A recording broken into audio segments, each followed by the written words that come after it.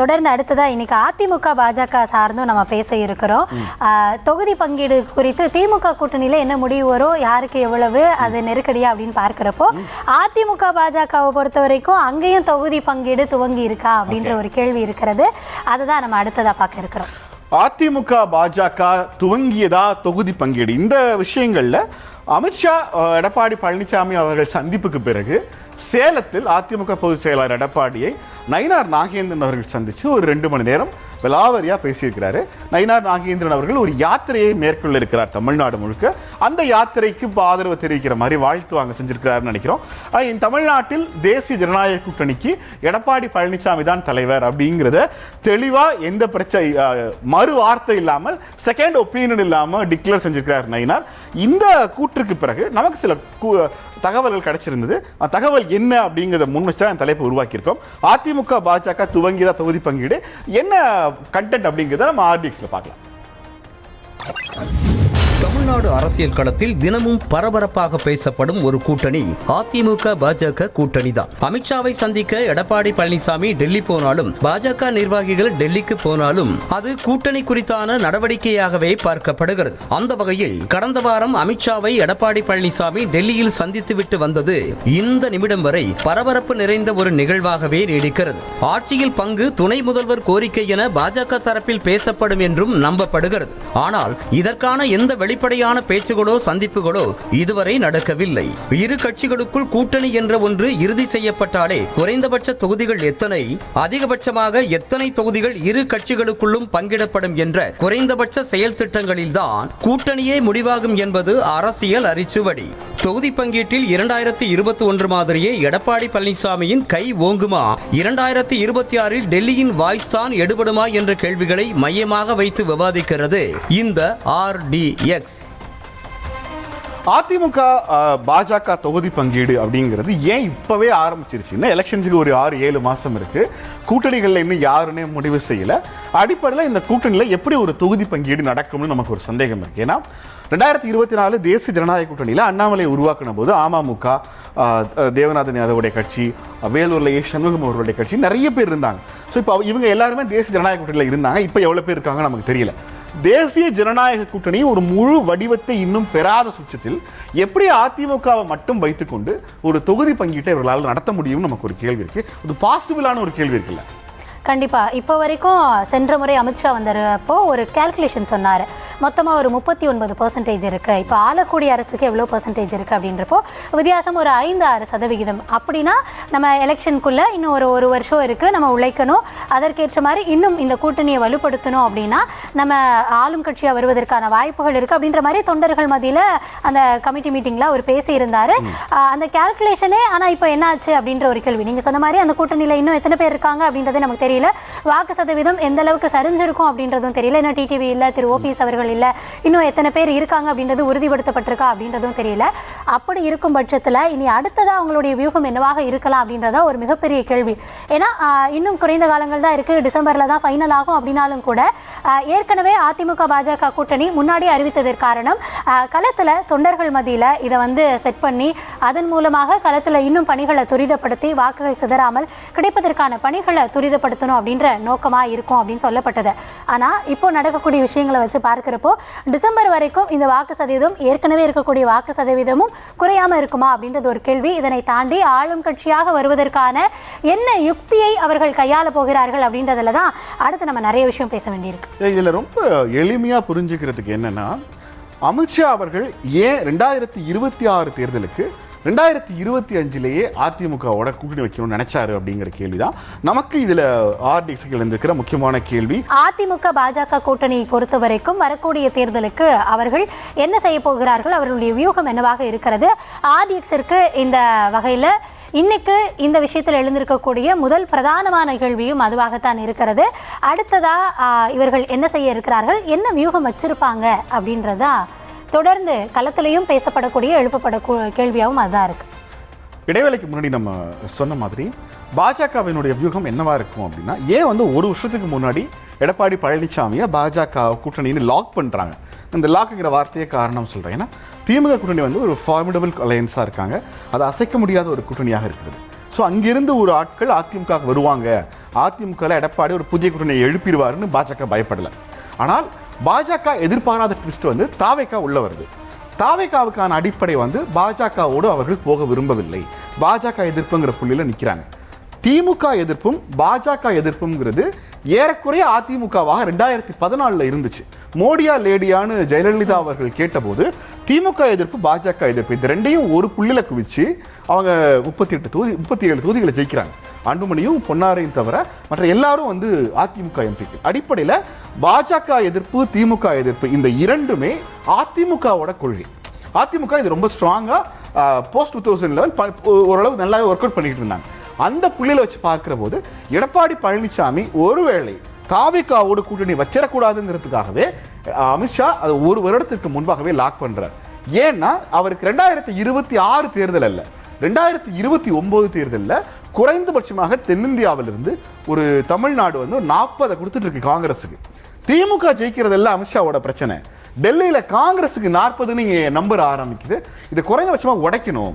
அதிமுக 2024 உடன் இருந்திருந்தால் நம்ம ஒரு 15 தொகுதிகளை ஜெயிச்சிருக்கலாம். 2029 போய் அதிமுக கூப்பிட முடியாது. ஸோ 26லயே அவங்களை வச்சுக்கணும்னு நினைக்கிறாங்க. ஆனால் நமக்கு இதில் வந்து ஒரு கேள்வி உள்ளது. என்ன கேள்வினா, இதுவரைக்கும் மாநில கட்சிகளை பாஜக அந்தந்த மாநிலங்களில் எப்படி அணுகி இருக்கிறது, என்ன கூட்டணி அப்படின்னு. இது எல்லாவற்றுக்கும் முத்தாய்ப்பான ஒன்று என்னன்னா, 2026 அதிமுக பாஜக தேசிய ஜனநாயக கூட்டணி அரசாக அமையும் அப்படின்னு ஒரு லைனை பயன்படுத்தி இருக்கிறாரு. இந்த வரிகள்ல இருந்தா நமக்கு சந்தேகம் வருது. இந்தியாவின் மற்ற மாநிலங்களில் பாஜக மாநில கட்சிகளோடு இணைந்திருக்கிற மாநிலங்களில் என்ன மாதிரியான மாடல்ல அந்த அரசு அமைந்திருக்கிறது. ரெண்டாவது கேள்வியும் அதை நோக்கி தான் எழுந்திருக்கிறது. நமக்கு கிடைச்ச பாஜக தரப்பிலிருந்து அதிமுகவுக்கு முன்வைக்கப்பட்டதாக சில தகவல்களை முன் வச்சிருக்காங்க. அது என்னங்கிறத பார்த்துலாம். இன்றைக்கு ஆர்டிஎக்ஸில் எழுந்திருக்கிற இரண்டாவது பெருங்கேள்வி, பாரதிய ஜனதா கட்சிக்கு துணை முதலமைச்சர் பதவி கொடுக்கப்பட வேண்டும் அப்படிங்கிற ஒரு கோரிக்கையை முன் வச்சிருக்கிறாங்க. அல்லது 84 சீட்டுகள், அதாவது 150 தொகுதிகளை அதிமுக தன்னகத்தையே வைத்துக்கொண்டு மீதம் இருக்கிற 84 சீட்டுகளை பாஜக உள்ளடக்கிய தேசிய ஜனநாயக கூட்டணிக்கு நம்ம கொடுக்கலாம். இந்த இடம் தான் நமக்கு ரொம்ப முக்கியமான ஒரு இடம். ஏன்னா தேசிய ஜனநாயக கூட்டணி அமையும், அதிமுகவிலிருந்து ஒருவர் முதலமைச்சர் ஆவார் அப்படிங்கிறதோட ஸ்டேட்மெண்ட் முடிஞ்சிருச்சு. இப்போ என்ன பிளான் முன்வைக்கிறாங்கன்னா, ஆட்சியில் பங்கு அப்படிங்கிறத பாரதிய ஜனதா 2 கார்டா முன்வைக்கிறாங்க. என்னன்னா, ஒரு முதலமைச்சர் 2 துணை முதலமைச்சர். முதலமைச்சர் எடப்பாடி பழனிசாமி, அதில் பிரச்சனை இல்லை. மீதம் இருக்கிற 2 துணை முதலமைச்சர்களில் ஒருவர் பாஜகவிலிருந்தும் இன்னொருவர் அதிமுகவிலிருந்துமே வருவார். இந்த இடம் தான் இப்போ நமக்கு பொதுவாக லாஜிக் எங்கே புரியலன்னா, எடப்பாடி பழனிசாமி முதலமைச்சர், பாஜகவிலிருந்து ஒருவர் துணை முதலமைச்சருங்கிறது இயல்பான ஒன்று. ஆனால் பாஜக என்ன கேட்குறாங்கன்னா, ஒரு முதலமைச்சர் 2 துணை முதலமைச்சருங்கிறது அதிமுகவை ஒருங்கிணைப்பதற்கான ஏதோ ஒரு முயற்சி. இந்த முயற்சியில் அவங்க பேசியிருக்காங்க. இது வந்து பிளானாக வருதாங்கிறதெல்லாம் தாண்டி இப்படி ஒரு ப்ரொபோசலை எடப்பாடி பழனிசாமி அவர்கள்கிட்ட கொடுத்துருக்குறாங்க. ஒரு முதலமைச்சர், 2 துணை முதலமைச்சர்கள், ஒருத்தர் பாஜக துணை முதலமைச்சர், இன்னொருத்தர் அதிமுகவிலிருந்தே, நாங்கள் சொல்கிறவங்களா இல்லை அதிமுகவிலிருந்தே. இது நம்பும்படியா இல்லையே அப்படிங்கும்போது தான் நமக்கு சில தகவல் கிடைக்கிது. எஸ், என்னன்னா, இப்போ நீங்கள் சொல்கிறபடி இந்த கணக்குகள் இதெல்லாம் வைத்து பார்க்கும் பொழுது, முதல்ல கூட்டணி சேரும் பொழுதே இப்போ தேசிய ஜனநாயக கூட்டணி அதிமுக கூட்டணியில் இணையும் பொழுதே ஒரு குறைந்தபட்ச ஒரு புரிந்துணர்வு இருந்திருக்கும் இல்லையா? இதே மாதிரி தான் 2021 பேரும் அந்த சீட்டு எவ்வளோ வழங்கப்படும் அப்படின்றப்போ இபிஎஸ் அவர்களை இந்த இடத்துல சற்று குறைத்து மதிப்பிட்டு விட வேண்டாமோ அப்படின்றதும் ஒரு பார்வையாக இருக்கு. 2021 எவ்வளவு எண்ணிக்கை அப்படின்றப்போ அவரும் எந்த விதமான ஒரு குழப்பங்களும் இல்லாமல் கரெக்டாக எவ்வளோ கொடுக்கணுமோ அந்த மாதிரி கொடுத்திருந்தாரு அப்படின்றதையும் நம்ம கவனிக்கணும். இந்த முறை அந்த இடத்துல என்னன்னா, 2021 அவர் தொகுதிகளை பிரித்து கொடுத்த போது அவர் முதலமைச்சர். நீங்க ஆளுங்கட்சியிலிருந்து தொகுதிகளை பிரித்து கொடுக்குறீங்க. அப்போது தாவேகா என்கிற கட்சியே தொடங்கப்படலை. 2 விஷயங்கள் மாறி இருக்கு. 21 எலெக்ஷனோட நோக்கம்ங்கிறது எடப்பாடி பழனிசாமி ஆட்சி தொடர வேண்டுமா வேண்டாமாங்கிறதா. அது எடப்பாடியா ஸ்டாலினாங்கிற கேள்வி கூட இல்லை. 2021 பேரவைத் தேர்தல்ங்கிறது எடப்பாடி தலைமையிலான ஆட்சி தொடர வேண்டுமா, இதான் கேள்வி. இந்த கேள்விக்கு நான் முதலமைச்சர் ஆகணுங்கிறதுக்காக எல்லாத்தையும் நெருக்கிட்டாப்ல. 2026 தேர்தல் ஸ்டாலின் முதலமைச்சராக தொடர வேண்டுமா வேண்டாமாங்கிற கேள்வி. இந்த கேள்வி வருகிற போது தாவேகா உள்ள வர்றாங்க. இதுல நடுவில் நடந்த இன்னொரு சோகமான விஷயம், 2024 மக்களவைத் தேர்தலில் எடப்பாடி பழனிசாமி தலைமையிலான பொன்விழா கண்ட அதிமுக என்கிற கட்சி 20% வாக்குகளை வாங்கியிருக்கு. பாஜகவோட தேசிய ஜனநாயக கூட்டணி 18% வாக்குகளை வாங்கியிருக்கு. கிட்டத்தட்ட பாஜகவுக்கும் அதிமுகவுக்கும் 1% இடைவெளியில கொண்டு போய் அதிமுகவை நிறுத்தி இருப்பதன் வாயிலாக 2021 அவர்கிட்ட இருந்த பார்கெனிங் பவர் 2026 இருக்கிறதா என்கிற கேள்வி நமக்கு எழுகிறது.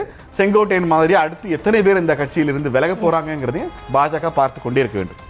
தொடர்ந்து இதுக்கு முன்னாடி பாஜக இது போன்ற ஒரு கட்டுப்பாடுகள் இல்லை மற்ற மாநிலங்களில் பாஜகவினுடைய செயல்முறை எப்படி இருக்குது அப்படின்றத பார்த்தோன்னா அது இங்கே அப்ளை ஆகுமா? ஏன்னா திராவிட மண் தொடர்ந்து திமுக அதிமுகன்னு திராவிட கட்சிகளே ஆண்ட மண்ணில் இது போன்ற ஒரு முதன்முறையாக ஏன்னா தேசிய ஜனநாயக கூட்டணி அரசு அப்படின்றப்ப அதற்கான விளக்கத்தையுமே 2 பேரும் மாற்றி கொடுத்தாங்க. இல்லை அமித்ஷா அப்படி தான் கொடுத்தாரு, மொழிபெயர்ப்பில் இது போன்ற ஒரு புரிதல் இருந்தது அப்படின்னு திரு எடப்பாடி அவர்கள் சொன்னாங்க. இதுவரைக்கும் அவர் தான் முதலமைச்சர் வேட்பாளர் அப்படின்னு அவரும் வாய் திறந்து சொல்லாமல் இருக்காரு.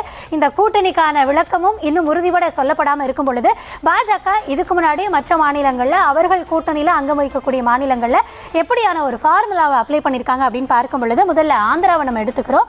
தேசிய ஜனநாயக கூட்டணியில் ஆந்திராவை பொறுத்த வரைக்கும் முதலமைச்சர் அவர்கள் சந்திரபாபு நாயுடுவாக இருக்காரு, தெலுங்கு தேசம் கட்சி.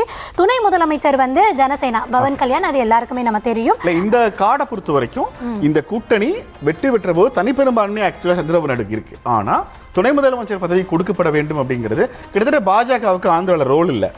பவன் கல்யாண் அந்த ரோலை எடுத்துக்கிறார். பாஜகவினுடைய பிரதிநிதியாக ஒரு கட்சியை எடுத்து அந்த கட்சிக்கான துணை முதலமைச்சரை நியமிச்சிருக்காங்க. எஸ்.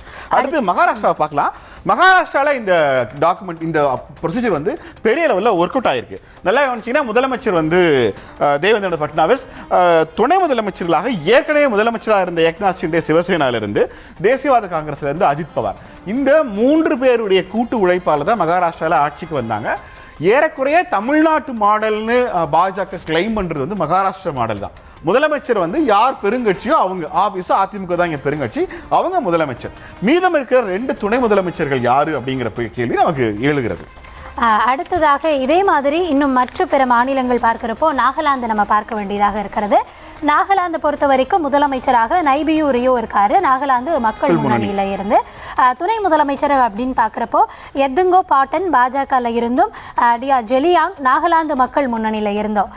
இதுலையுமே நீங்க முன்னாடி சொன்ன மாதிரி அந்த முதலமைச்சர் வேட்பாளர் யாரு, துணை முதலமைச்சர் அப்படின்னு பார்க்கிறப்போ நாகாலாந்து மக்கள் முன்னணியில இருந்து முதலமைச்சரும் அதுல இருந்தே ஒரு துணை முதலமைச்சர் பாஜகவில் இருந்தும் ஒருத்தர் இடம்பெற்றிருக்காரு. நல்லா கவனிச்சீங்கன்னா நாகாலாந்து கார்டு திரும்ப தேவலாம் பாருங்களேன். முதலமைச்சர் இருக்கிற அதே கட்சியிலிருந்து ஒரு துணை முதலமைச்சர் இருக்கிறார். அது அல்லாமல் பாஜகவிலிருந்து ஒரு துணை முதலமைச்சர். இந்த மாதிரியான மாடலை தேசிய ஜனநாயக கூட்டணி இந்தியா முழுவதும் அப்ளை செய்து கொண்டே இருக்கிறது. அடுத்து நாம் பார்க்க வேண்டிய மிக முக்கியமான மாநிலம் இப்போ எலெக்ஷன் நடக்க போற பீகார் மாநிலம். பீகார்ல ஐக்கிய ஜனதா தளம் கட்சியை சேர்ந்த நிதிஷ்குமார் தான் முதலமைச்சராக இருக்கிறார். ஆனால் அங்கும் 2 துணை முதலமைச்சர்கள் இருக்கிறாங்க. அந்த 2 பேருமே பாஜக. இந்த இடம் தான் ரொம்ப சுவாரஸ்யமான இடம். ஒரு மாநிலத்தில் ஒரு கூட்டணிக்கு உள்வருகிற ஒரு கட்சியை பாஜக எந்தெந்த வடிவங்களில் எல்லாம் நகர்த்தி கொண்டே போகிறார்கள். நிதிஷ்குமார் எப்படி போய் அங்கே ஜாயின் பண்ணாரோ அதுக்கு பிறகு நடந்ததெல்லாம் நமக்கு தெரியும். நிதிஷ்குமார் முதலமைச்சராக இருக்கிறார். சாம்ராட் சௌத்ரி, விஜயகுமார் சின்ஹா, இவங்க 2 பேரும் துணை முதலமைச்சராக இருக்கிறார்கள்.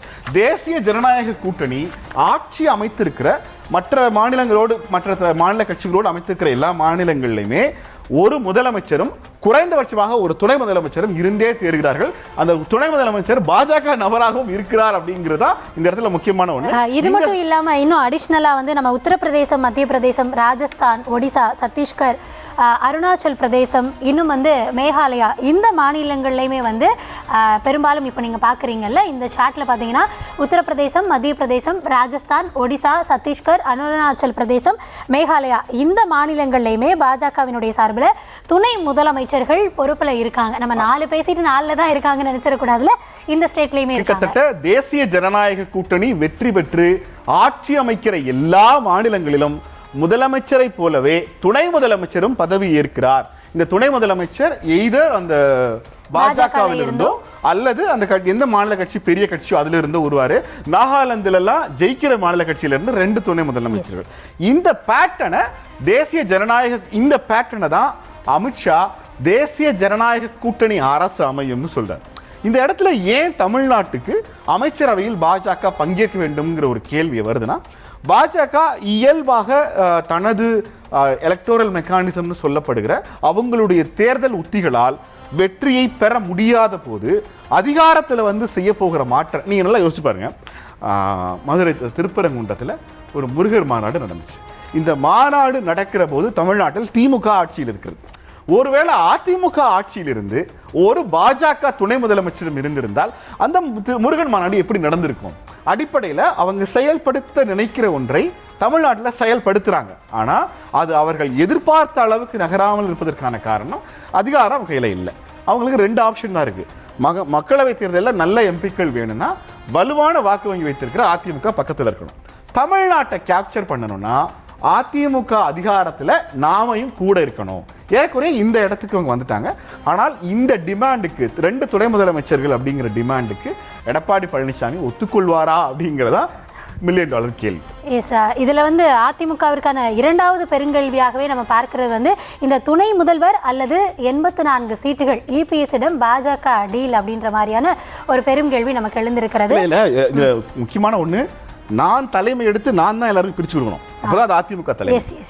இப்ப நீங்க சொல்றத பார்த்தா ஏற்கனவே கூட்டணி அறிவித்த பொழுதே அதுவே இன்னும் வந்து பேச முடியாத ஒரு காரியமா இருக்கு. யார் கூட்டணி அறிவிச்சாங்க? அன்னைக்கு அவர் பேச கூட இல்ல. அவரை பேச விடல. நீங்க அவர் பேச விடல. எஸ், அது வந்து இன்னைக்குமே அது வந்து விமர்சனமா தொடர்ந்து அதிமுக மேல முன்வைக்கப்படும் பொழுது 2வது பெருங்கல்வியா இந்த துணை முதல்வர் பதவி 84 சீட்டுகள் நீங்க துணை முதல்வருக்கு ஒத்துக்கங்க, இல்லைன்னா 84 சீட் எங்கள்கிட்ட கொடுத்துங்க, நாங்க பாத்துக்கிறோம்னா அப்படி ஒருவேளை 84 சீட் 150 சீட் அதிமுக நிக்கிறாங்க தான், அதுல பிரச்சனை இல்லை. ஆனால் யார் தலைமை?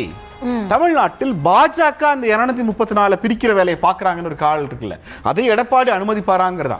எத்தனை உங்களுக்கு என்ன தொகுதி வேணும்னாலும் நீங்க கேளுங்க, அதை பிரித்து கொடுக்கிற இடத்தில் தமிழ்நாட்டில் யார் இருக்கிறார் அப்படிங்கிறதா.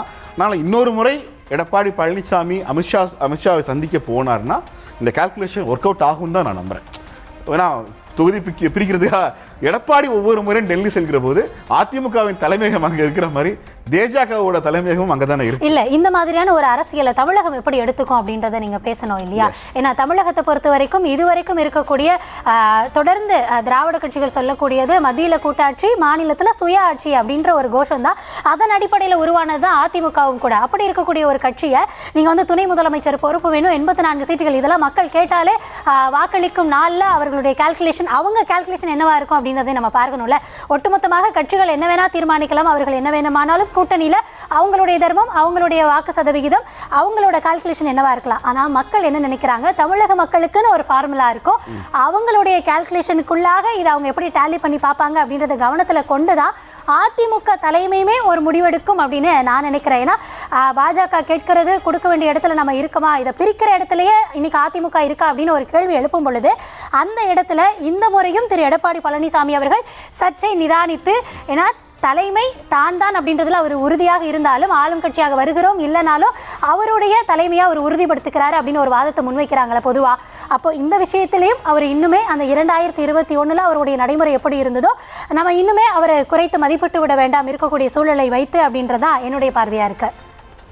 தொடர்ந்து இந்த விஷயத்தை பொறுத்த வரைக்கும் அதிமுக பாஜக துவங்கி இருக்கிறதா தொகுதி பங்கீடுல பல்வேறு கால்குலேஷன்ஸ் வரப்போ வரக்கூடிய தேர்தலில் அவர்களுடைய பங்கீடு சில தகவல்கள் வெளியாகி இருக்கிறது. பாஜக இதுவரைக்கும் பிற மாநிலங்களில் என்னெல்லாம் செஞ்சிருந்தாங்களோ அது தமிழக மக்கள் அவர்கள் ஏற்றுக்கொள்வார்களா, அதையும் கருத்தில் கொண்டு தான் தலைமை முடிவெடுக்கும் அப்படின்னு நானும் நினைக்கிறேன்.